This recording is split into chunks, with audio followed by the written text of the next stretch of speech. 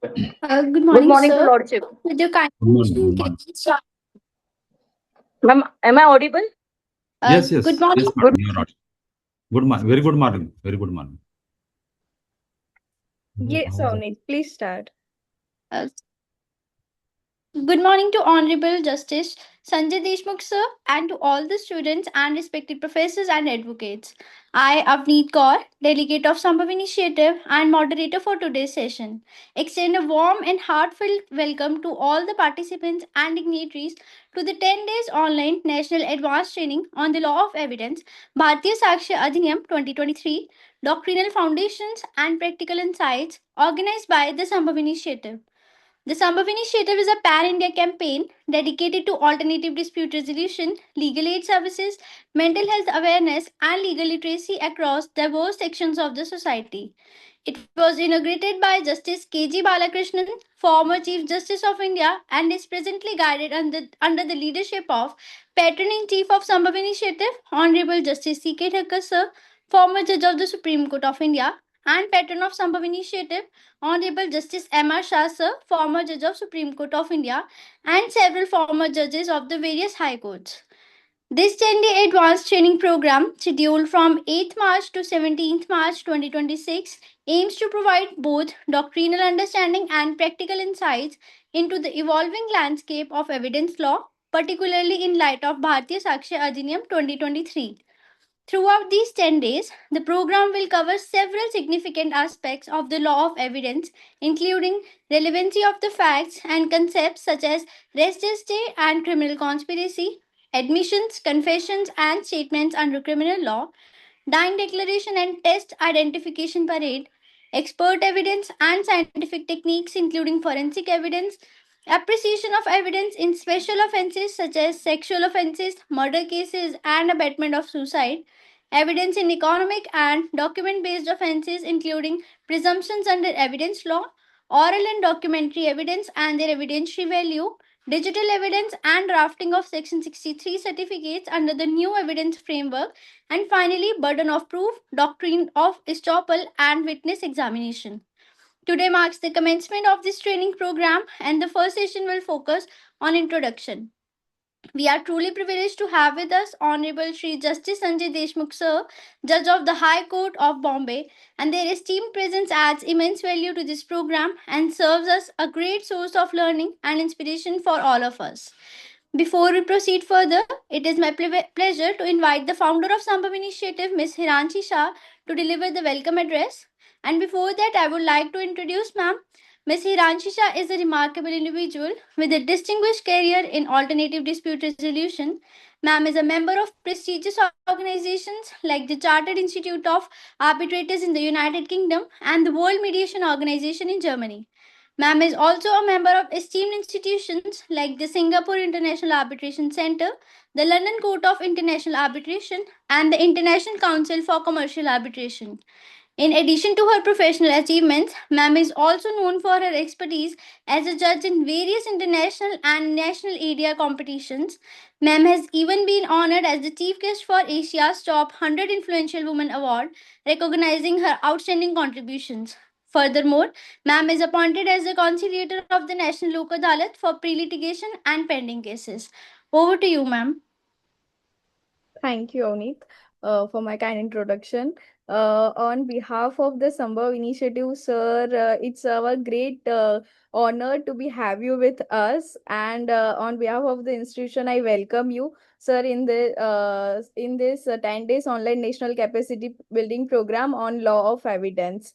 We are deeply honored, sir, Justice Sanjay Deshmukh, sir, Judge High Court of Bombay, to have you with us on this inauguration ceremony.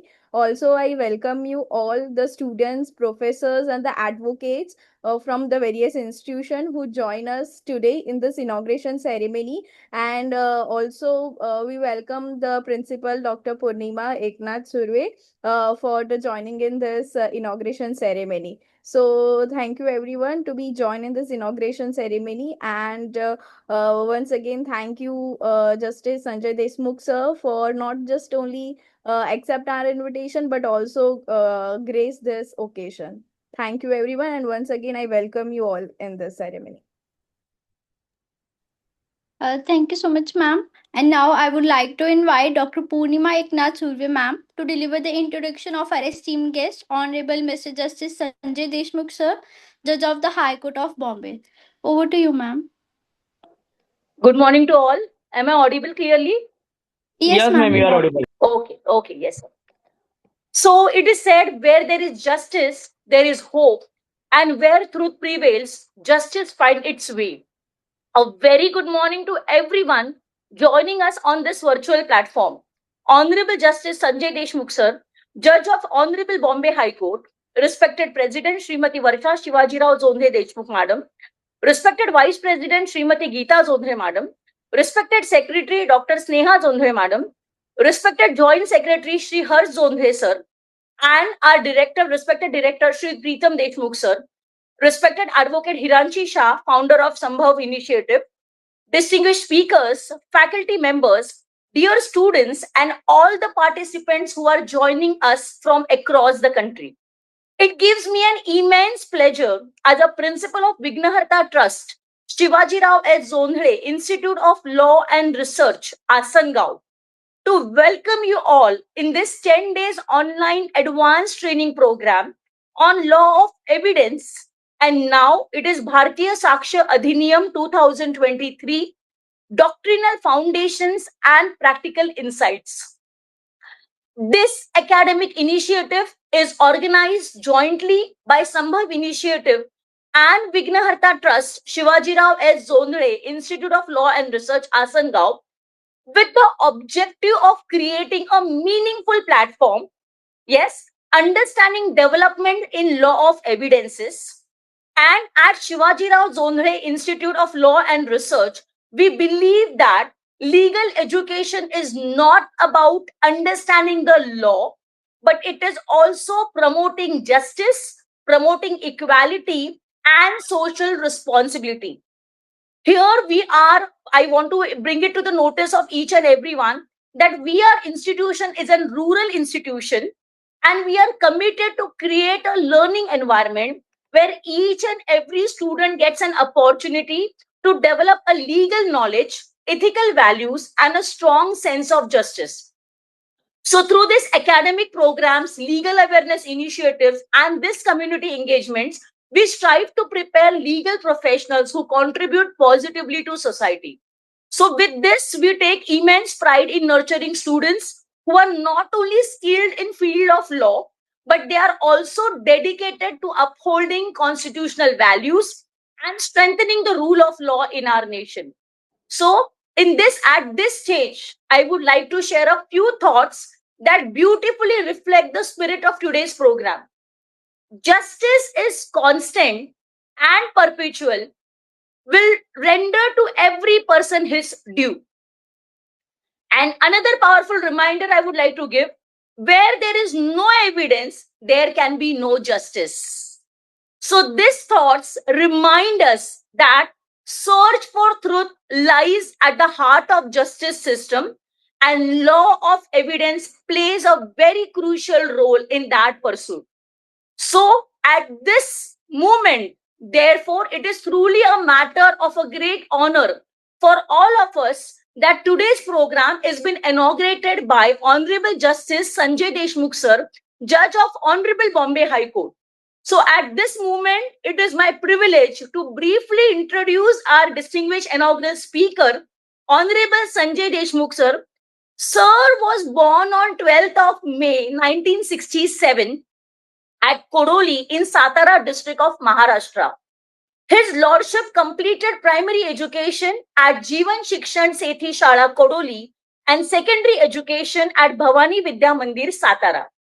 His lordship pursued higher education with dedication and academic excellence, completing BA honors from LPS College Satara and thereafter LLB from IMLC College Satara, securing a rank in Shivaji University Kolhapur. Demonstrating a deep commitment to legal scholarship, his lordship further completed LLM from New Law College, Pune. His lordship joined the bar in July 1993 and began practicing as an advocate at Satara District Court, where his lordship handled numerous civil and criminal matters with professional distinction. Recognizing his lordship's legal acumen and commitment to justice, his lordship was selected directly from bar as a district judge in the year 2008 and was initially posted as a district judge 3 at Parbhani. During this distinguished judicial career, his lordship served as a special judge for cases under Maharashtra Control of Organized Crime Act and matters investigated by National Investigation Agency at City Civil Court, Bombay. His lordship later served as District Judge 1 at Dwarha in Yavatmal district and Gadhinglanj in Kolhapur district, gaining extensive judicial experience in handling diverse and complex cases. Subsequently, his lordship served as a principal district and session judge at Bhandara from July 2017 to January 2021.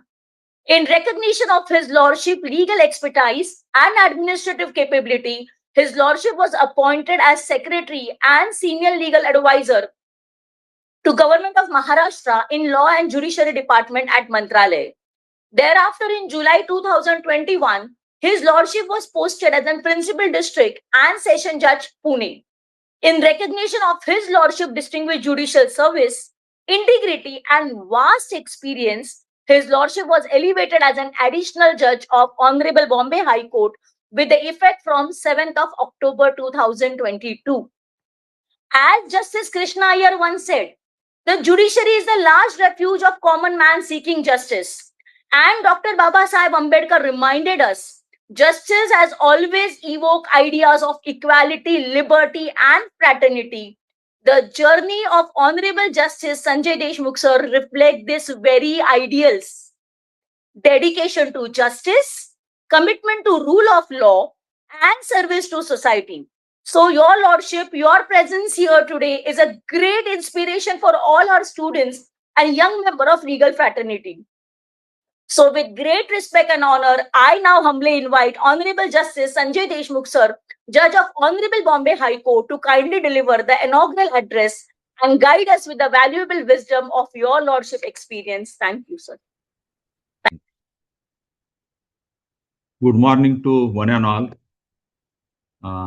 First of all, I must congratulate to the Sambhav initiative and particularly those who are now we are seeing them on the screen are the ladies on the 8th March day. That is World Women Day. So best of luck and best wishes on behalf of the judiciary as well as on behalf of mine for this historical day. This is historical day because the women are creating history today, and they have proved that they are empowered on their own by their hard and smart work. So today's subject is very important subject. It is core subject of the advocacy as well as far as judiciary is also concerned. Mr. Swapnil Mangali, the advocate who is practicing in the Supreme Court and High Court, called me and requested me to address on this subject. Then my law researcher Vaibhav also helped me and told me that this is a very good initiative on the part of Sambhav initiative. So therefore, now I am before you. This subject is Evidence Act means now it has been, its name is changed by the amendment, not amendment but by reenactment. The Maharashtra Sakshya Adhiniyam of 2023. So the word instead of in the place of evidence, this Sakshya has been placed there. So we will discuss about that later on. But today we will go through the scheme of this act. What is this act? What is the object of this act? What way we can understood? how can we apply it, when to apply and when it cannot be applied. So the basic things and the of this subject we will study. First of all, I will tell you the if the statute is enacted, while enacting the statute, a difficult task is that to define certain words and the why some words are defined in particular statutes and why some words are not defined in particular statute was the big question before me. But while reading one American author, I found that answer. That was found in the year 1995. And then I started my study in the different angle. And you will also, being a participants and also being the faculty, etc.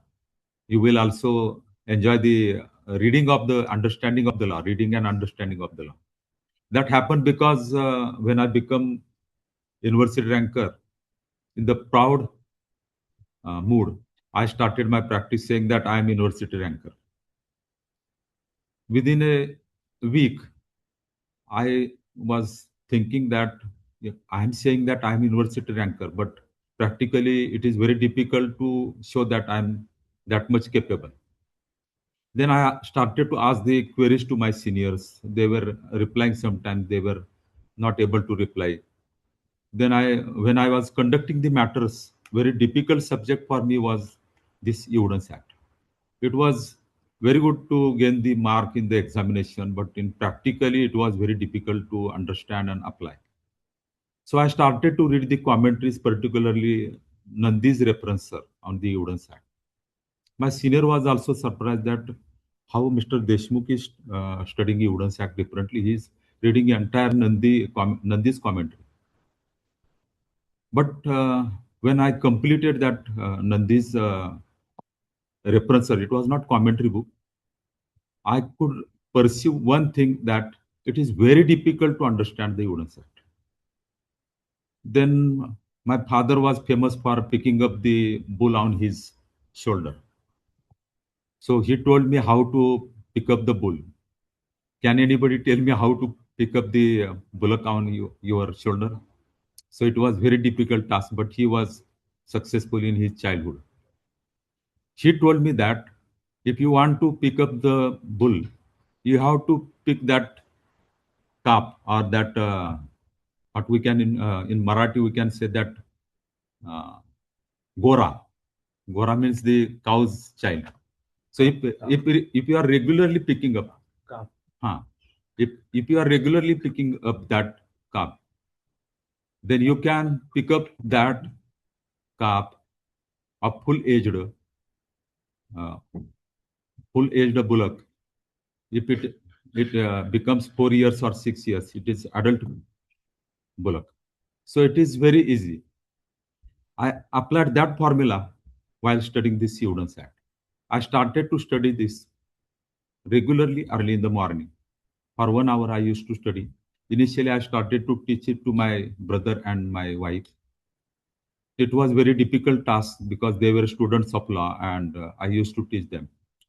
And it was actually very difficult for me to teach them into the English because I hail from the Marathi medium and the rural area. So I started to teach them.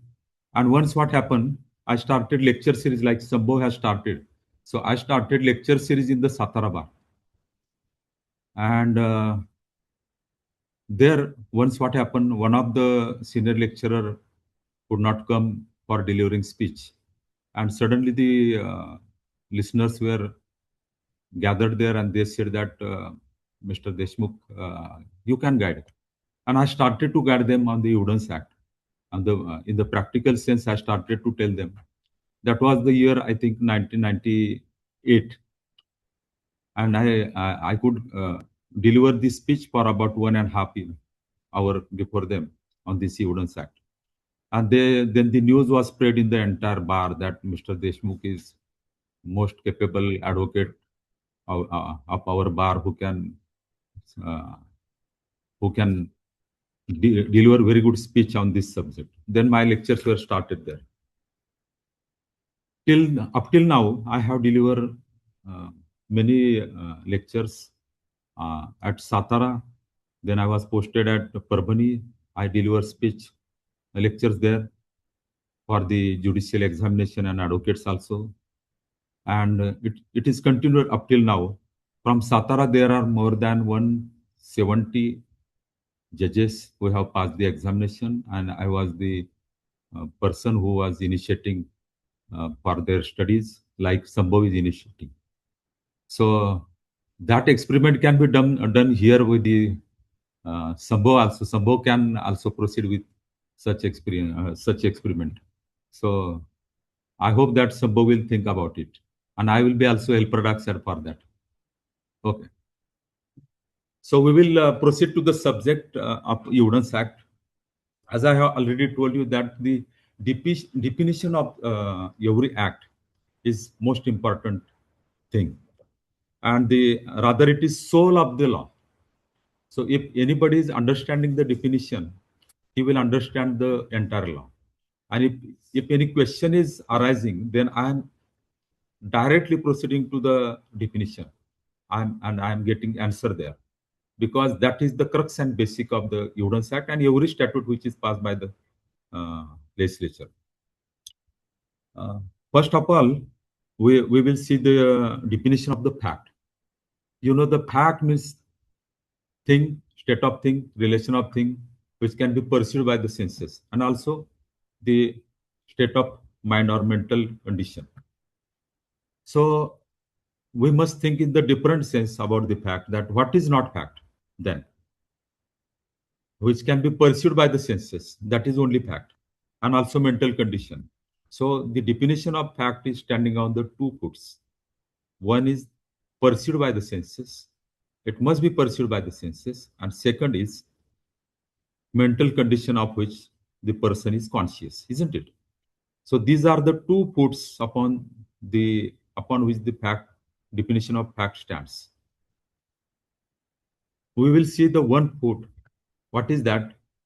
That is the perceived by the senses.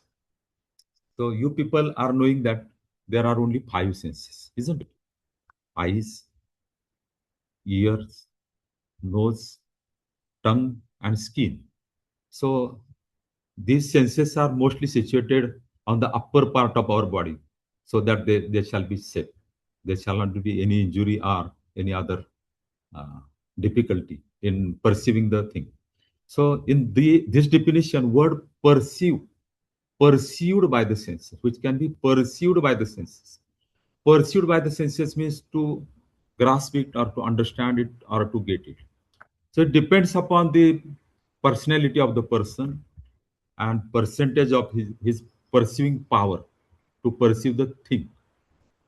And what can be perceived? That is the thing. So one thing is that suppose air is to be perceived, it cannot be perceived by the eyes. But eyes are having some part of the skin, isn't it?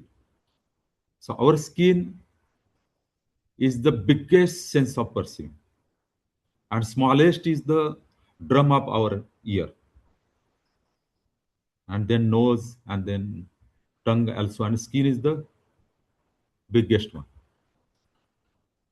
So the perceived by the senses means, if we are thinking negatively, what cannot be perceived by the senses except the mental condition of which person is conscious is not at all fact. What you are understanding? Are you understanding or not? You must be understanding that what is not fact is most important. So imagination is not fact. If you are imagining something, your thoughts, no facts. Maybe facts, but in the different sense. But in the Evidence Act sense, it is not at all fact. So whatever is perceived by the senses will be the fact, which will be the part and parcel of the evidence. That is Sakshya. As per new enactment, it is Sakshya. Sakshya means evidence. We will study that later on if the occasion arises. So definition of fact is the crux of the Evidence Act or foundation of the Evidence Act. So if you are there are so many pros and cons to that definition, but today we are having limited time, therefore we will not go into deep of that definition of the fact. Then another definition is the fact in issue. So law is to be studied with the example or illustration. The Britishers who drafted the Evidence Act have given some illustration. Question arises in my mind, why illustrations are given? I thought that Britishers were very clever. They might have thought that Indians will not understand the provisions of law. So we will give the illustration. So by the illustration, they will understand the law. That may be the reason. But really, when I studied the aspect of the illustration, I found that Supreme Court has held that illustration has force of law. So illustration has force of law. Then I come to know then I defined the definition of the statute or law. What is the definition of statute? There are so many definitions. There are so many definitions of the law or statute. But very simplest definition according to me is the law is nothing but model set of the fact. An illustration given in the Evidence Act and in some other statutes also are the example of that definition, that law is model set of the fact. So illustration has force of law. As far as fact in issue is concerned, I will give the illustration or example, which are the facts in issue. As per the definition, fact in issue means one party has asserted and other party has denied that fact. That becomes controversial fact and it is fact in issue. It is simplified meaning of the fact in issue. But practical meaning of fact in issue, you will understand it and you will pursue from the civil case and criminal case. So if one of the file is given to you and you are directed to search out the fact in issue from the decided case, then you will find in civil case there are issues framed by the court for deciding the fact in issue. And in the criminal case, the charge which is framed against the accused with the particulars of the crimes. So these are the two examples of the fact in issue. Then there are definitions of evidence. You know that oral evidence, which we have seen we have discussed about the fact which can be pursued by the five senses and that can be stated in the court on oath or by an affidavit if the law permits. Then that evidence is oral evidence, and there are exceptions to the oral evidence that oral evidence must be direct, except the exceptions. You know that res gestae, etc., and other also like that dying declaration, etc. Then the documentary evidence means the documents includes every. That definition is very simple that you can read, and it is not necessary to discuss it. And if time permits that, we can discuss that also. And now the electronic record word, the terminology is electronic record, not electronic evidence.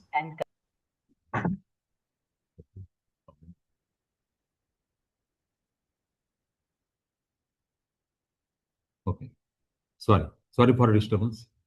Okay, so these are the three things which says that these are the evidence. Now we will turn to the definition of the fact. Proved and proved, not proved, and disproved. These are the important definitions. There are some definitions, but in the definition of proved, as the Dr. Purnima Surya Madam said that truth shall be adhered and truth must prevail. But you will surprised by my action. My action in one judgment which I can circulate to you, I will send to you so that you can circulate to others. In that judgment, I have held that truth is not most important. And in case of conflict between truth and justice, justice will prevail.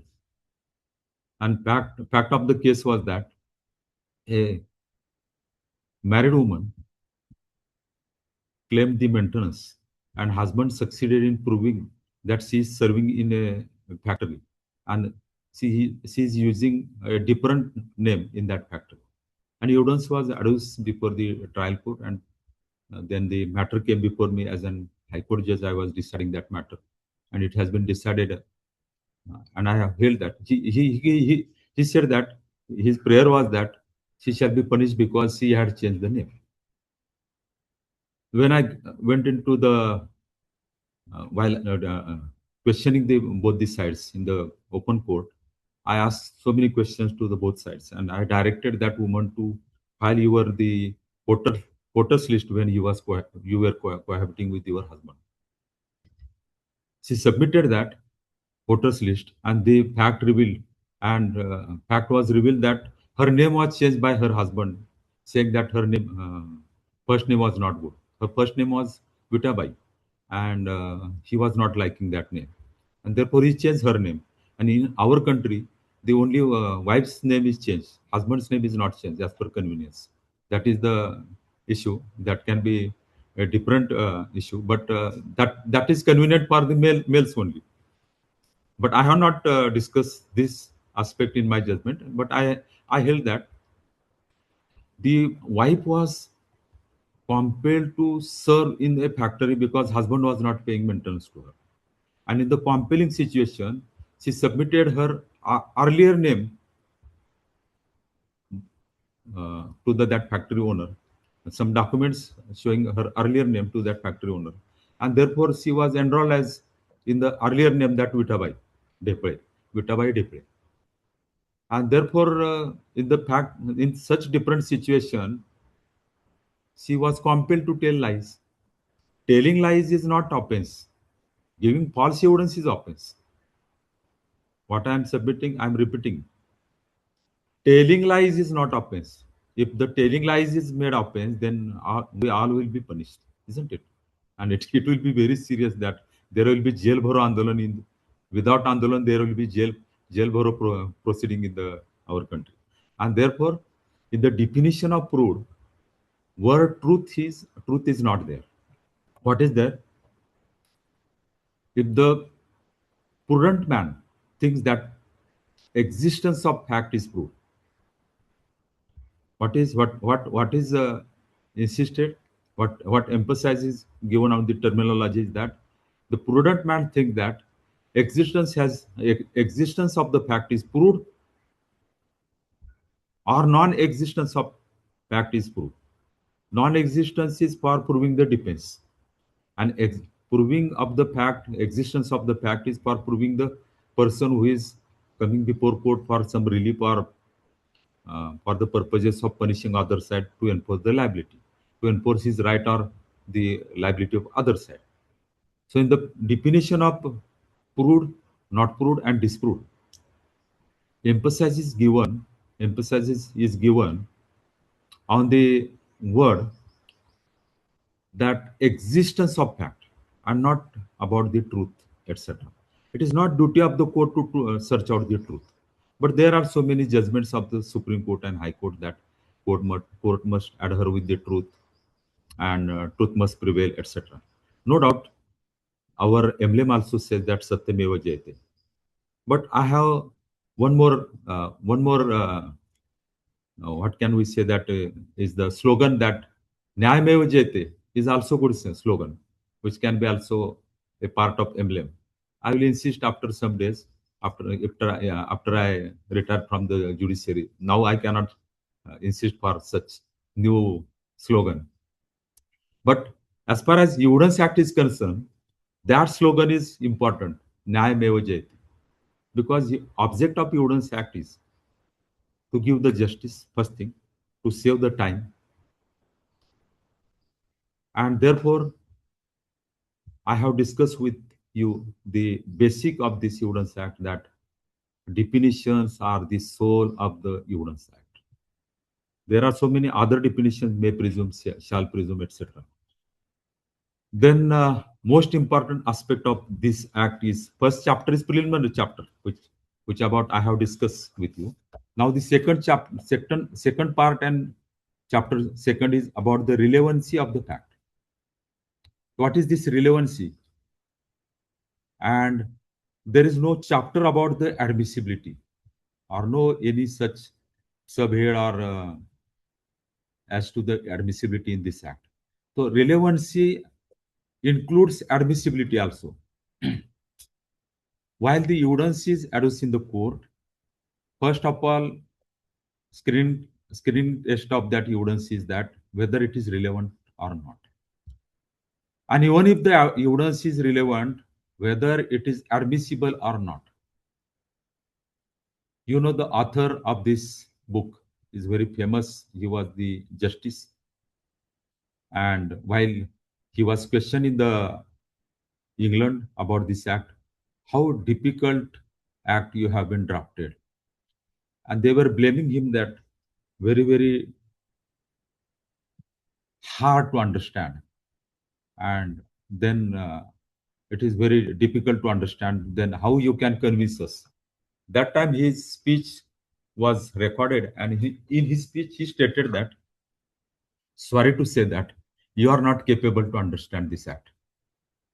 That was his first submission or first sentence which he uttered. After reading that, I started to restudy this act for many times, and I have studied it for more than 200 times, and I have delivered more than 1,000 lectures on this subject. After studying, not with the ready notes, but every time by drawing new notes for delivering speech and giving thought to this act. So relevancy of fact is the chapter which is the also one more foundation of this act, which says that author said that I have carved out some provisions and inserted it in the act after giving thought to this act. He alone was drafting that law. And while giving thought, he found that if I am making the list of inadmissible facts or inadmissible evidences, then it will be tremendous task, and he will require more time, and then size of the book will be very, size of that act will be very big. Then he gave a different thought, and he decided to give the facts, the illustration of the facts, and also state that which facts are inadmissible or which facts are practically and partly inadmissible and partly admissible, or conditionally admissible and conditionally inadmissible. So in the chapter of relevancy of fact, there is relevance, there is admissibility and also inadmissibility, which implicit, not express. But by the judgments of the Honorable Supreme Court and High Court, the various aspects of this relevancy, admissibility, and inadmissibility came out. And therefore, this chapter is most important. And there are many examples behind those chapters. There is a sub-chapter in the chapter 2, that is admissions. So admissions are most important in the practical sense for the advocates and judges also, and for clients also. I will give the importance, I will give the illustration of one case which I have conducted in the advocacy when I was 3 or 2 years practicing law. What happened? Generally, the lawyers are telling the advocate, teaching the lawyers are preparing their clients how to face the cross-examination of other side's advocate. I also prepared my client, but my client was too innocent, and during the cross-examination, he gave all the admission in favor of other side. So I was enraged. In the heat of anger, I thrown my all papers on his face and said that now you go to the other advocates. Then he cried and said that, sir, you are famous for poor advocate, poor litigants, and now you are only powerful person. You can search out some remedies. I'm very poor man. Give me the relief, etc. On that day, I said that don't show your face me at least today, and you can come on the Sunday. Till the Sunday, uh, I was just repenting myself and abusing him, saying that he's bad fellow, he will lose the case, etc., etc. On Monday, he came with his old aged father and literally bowed before me, saying that you are alone. You are alone person who can give justice to me. And the client not only inspired me but activated me. And then I started to give thought to this concept that what can be done about these admissions. After 2.5 months of my reading of the Evidence Act and giving thought to this concept, everywhere I used to think about this aspect, what can be done. Then I discussed with so many seniors. Then seniors said that very bad case for you now. The case has been now become very difficult to get justice to your client. Then I discussed with some seniors who were most brilliant of my bar. They also said that hopeless case has been developed now, so you will lose that. But I said that no, I will not lose this case. Anyhow, I will convince to the court. Then I started to think about the right, how the rights are accrued and how the rights extinguishes. Then I made the list of accruing the right. Then I found that right accrues by the statutes. Then right accrues by the waiver. Then right accrues by the limitation also, and also extinguishes from the limitation. And then assembly. Assembly means sale, mortgage, lease, exchange, and gift. These are the modes of acquiring and extinguishing rights. Then I gave thought to the concept that by mere oral admission of the witness, whether his right extinguishes or not.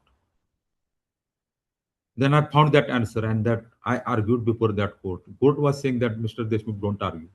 What is case for you? Your client has finished your case. You have no case at all.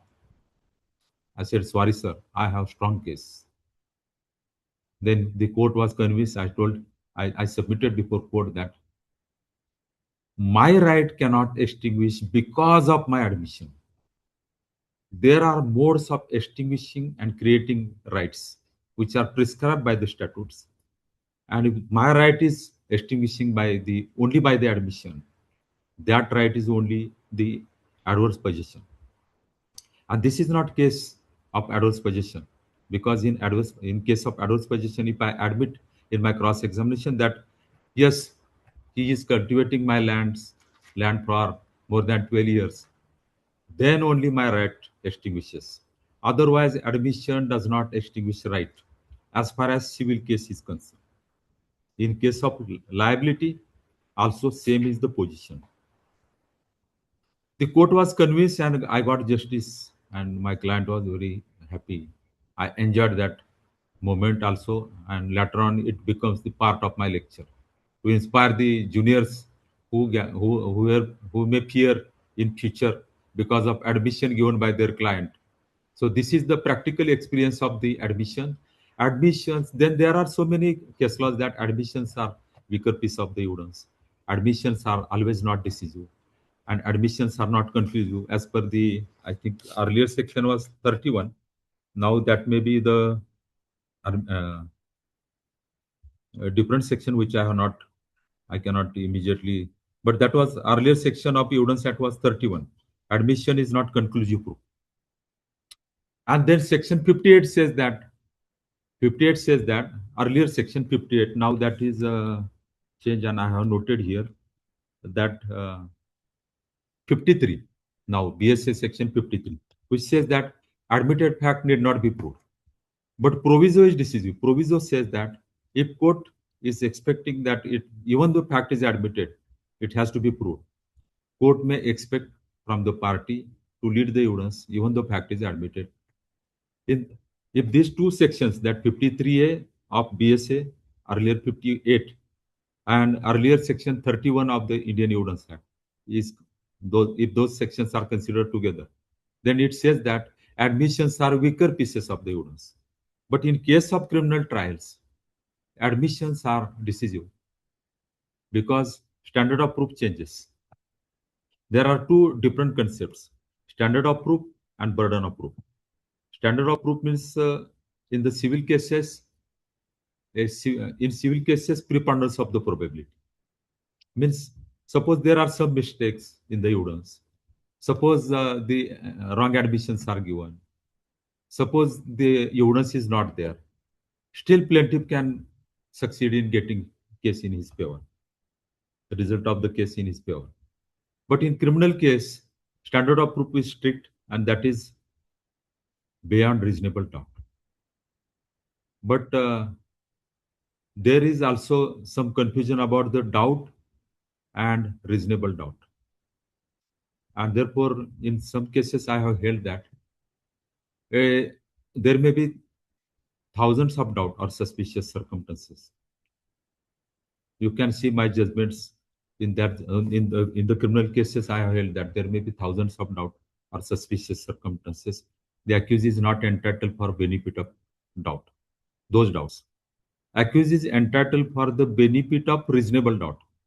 And I have held that reasonable doubt means that doubt which unearths the prosecution's case from bottom. So mere admissions or some admissions which are not much important, and if those admissions are considered together, the substantive evidence is not washed out by those admissions, or not made disbelievable or not disproved. In that circumstances, such doubt cannot be a reasonable doubt, and on that basis, accused cannot be acquitted. So reasonable doubt and doubts are different, and you must consider the doubts in that sense. The burden of proof is also most important chapter. We will go to the another fact, another sub part of the part 2, that is statement made under special circumstances, that is dying declaration and entries in the account books, etc. Then judgments of courts when relevant. In the definition of proved presumption, that is definition of the presumption, that presumption in fact is practically useful for dispensing with the proof, and therefore shall presume, may presume, and conclusive proofs are defined. Conclusive proof is that the other side or any of the party to the proceeding is not allowed to disprove the fact. Proof is completely dispensed with. And some judgments are held that those are conclusive proofs. And in case of conclusive proof 112, earlier section 112 of the Indian Evidence Act says that if the woman is conceived when she was residing with her husband for about 280 days, she is presumed to, her child is presumed to be legitimate child, because the women are the weaker section of the society. And see, the act was enacted, Evidence Act was enacted in the 1872. In those days, position of women was very worst. The women were blamed that they were not having good character, and therefore the presumption was brought. The presumptions are mostly brought for the weaker section of the society. Now you can see the presumption in the POSCO Act. The child cannot say that this was the such bad act with him, and therefore 28 and 29, 29 and 30 of the POSCO Act says that there is presumption that an accused has to rebut that presumption. Mostly in the many acts, the accused is presumed to be innocent, but under POSCO Act, he is not presumed to be innocent, because the child in the POSCO Act is supposed to be weaker section of the society, either male or female. And suppose the girl child of 2 or 3 years is harassed, or she has been harassed by the accused or sexually assaulted as per the definition of that act. how she can perceive that she was sexually assaulted? She is not able to perceive that. She will not understand the consequences of that act. And therefore, in the Evidence Act, in the POSCO Act, the presumptions are brought.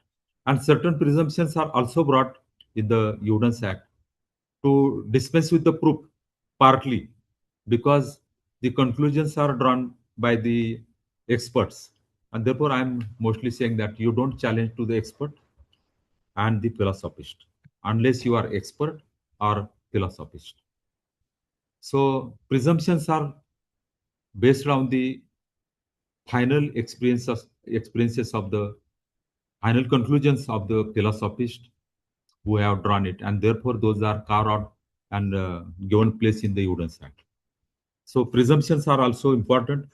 Then there is chapter of facts which need not be proved, judicially noticeable fact, and which facts of which court is bound to take the judicial notice regarding laws, statute, etc.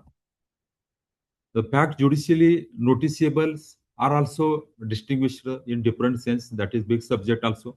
We'll discuss in subsequent part of the our discourse, because 10 days discourse is there and very good initiative on the part of Sambhav is going on.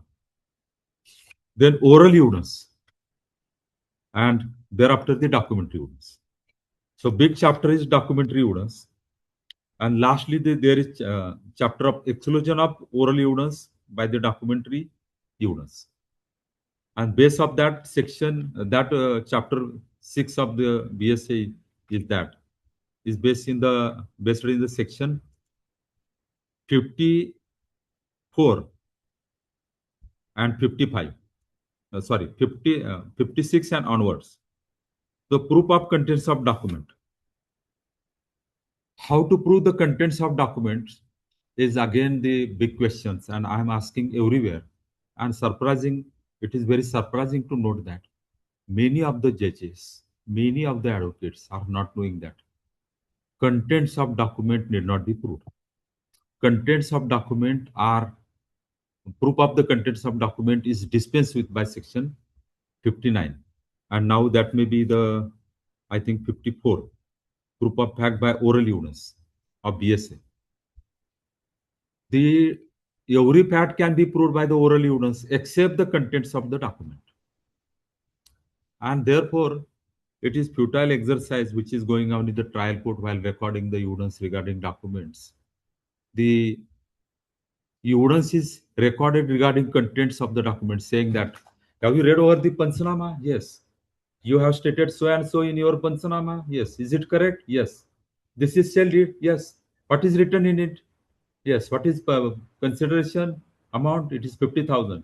Is it in that sale deed? Yes. And then it is exhibited. Not necessary, because 59 saves the time of the court as well as the judicial time of all concerned.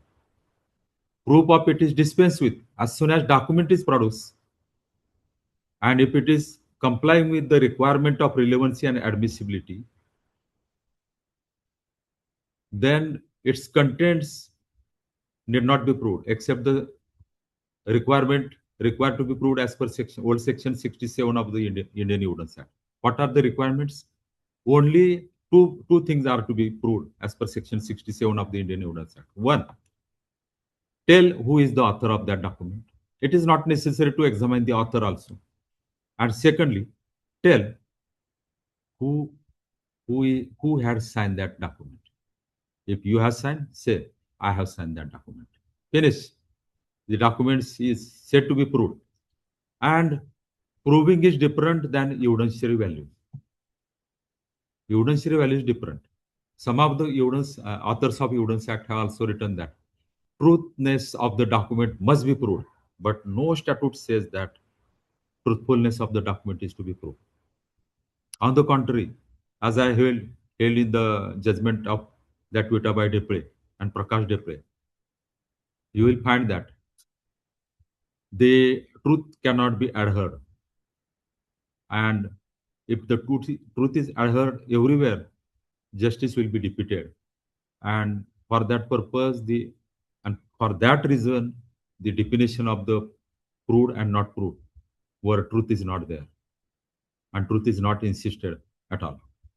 So this is the position of the proof of the document. Then there is exclusion of oral evidence by documentary evidence. These are the condition how to prove the documents. When the if the contents of document did not be proved, but any evidence regarding subsequent conduct can be proved. So, and according to me, the Evidence Act is nothing but human psychology. And if you are strong, if you are studying the Evidence Act in practical sense, you will be rewarded by the so many things, rewarded by the clients and their money. That is the documents signed by the governors and reputation in the society. And if you are having very good knowledge about the Evidence Act, how to apply, when to apply, and when not to apply, then you will be best tackler of the civil cases and criminal cases. So this is the, I think, scheme of the Evidence Act and other things about the evidence, word evidence, not of the Evidence Act.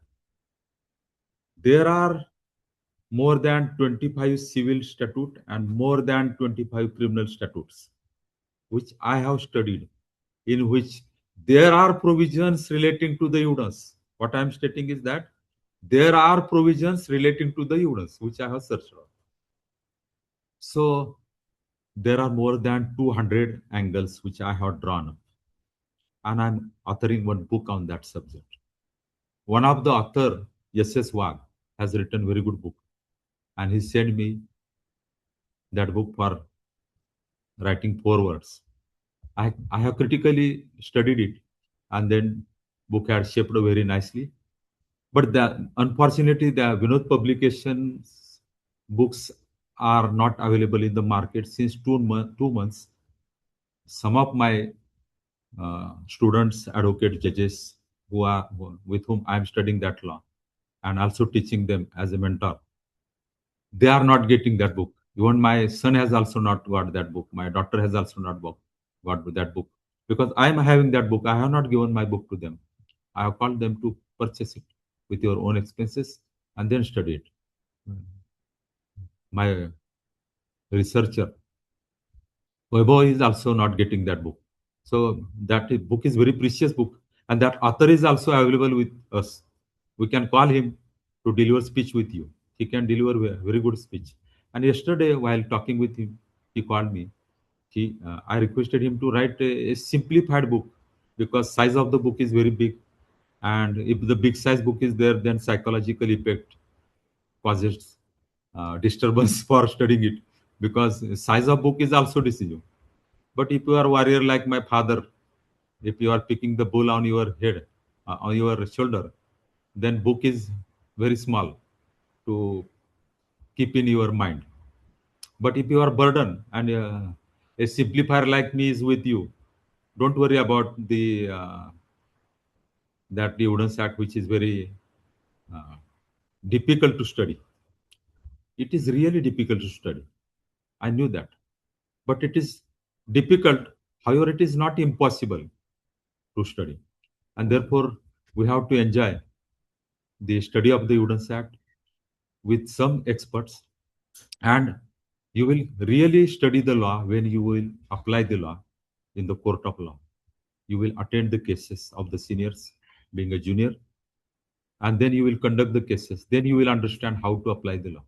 And one more exercise which I can suggest for you, and I have suggested to many of my students. We have so many groups here: judicial aspirants, then JMFC DJAP aspirants, then the Aiva Pratishthan is my institution, like the Sambhav initiative, which I have established in the 2013. Aiva Pratishthan means Father Mother Foundation. In English, that may be called as Father Mother Foundation, with whom we are arranging the lectures once in a week on the law and once in a week on the personality development of the advocates and judges. Before them, I am delivering this speech on many subjects, and uh, some of the eminent persons in the field of law also, they are delivering speech, and also some lectures on the health and health management, time management, psychology management, and mind management, etc. So many things we are studying and enjoying that. So today was the best day. Lastly, I will tell you something about the proof dispensation. Admission dispenses with the proof. Secondly, the presumption dispenses with the proof. Then deeming clauses also dispenses with the proof. There are so many deeming clauses in various acts. When I become judge in the year 2008, I insisted my principal decisions that we shall conduct the workshop in the different sense, and I suggested some different subject that uh, CPC in the evidence angle, CRPC in the evidence angle, presumptions applicable to the civil cases, presumption applicable to the criminal cases.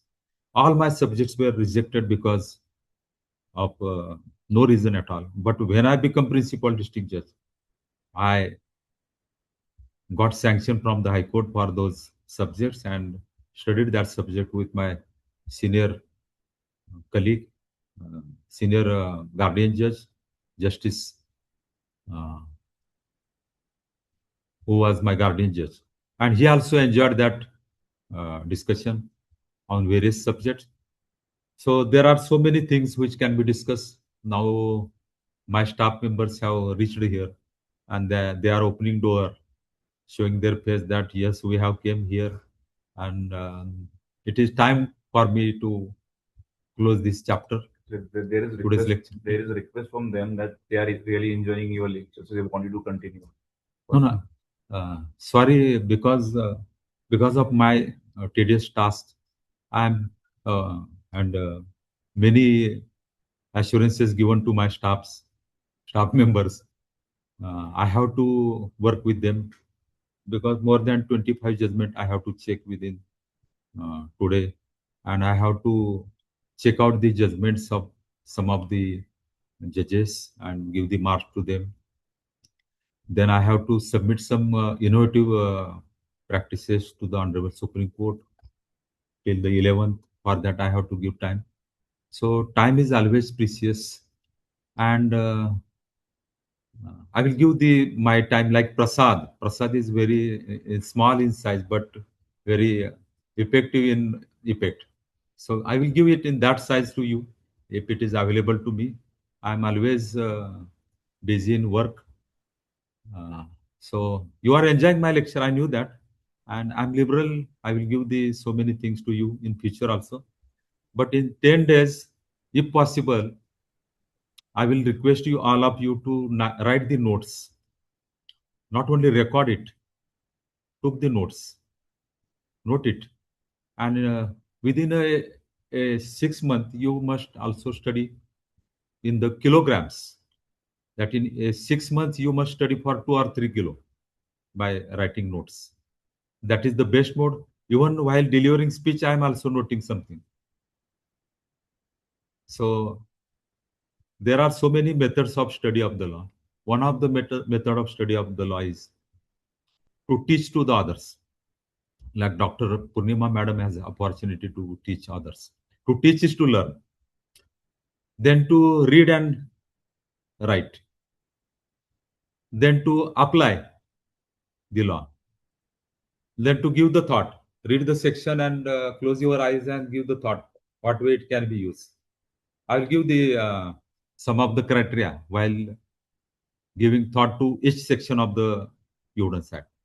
On that criteria, if you are studying, one of my junior judge who was working under me was insisting me that, sir, even though your lectures are heard, even though I have read over the books which you have suggested, still I am feeling that I shall be with you, and please uh, send my request letter to the Honorable High Court so that I will be posted with you at the district place.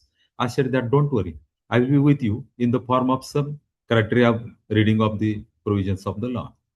Then I suggested him some criteria. Then he noted it, and then he drawn the notes. And every week he used to come to my Bangalore to show it me, and he enjoyed that.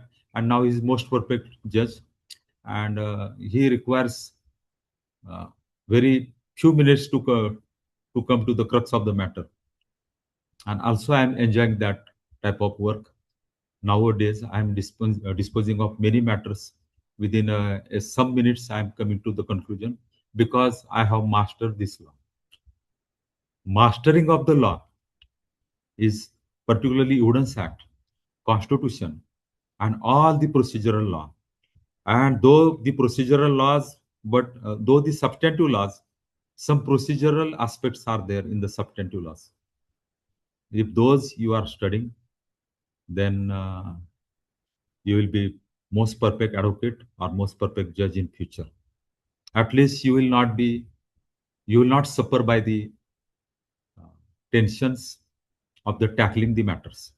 Once we will discuss about the tackling civil, tackling criminal, tackling constitutional matter, tackling writ, and tackling administrative issues also.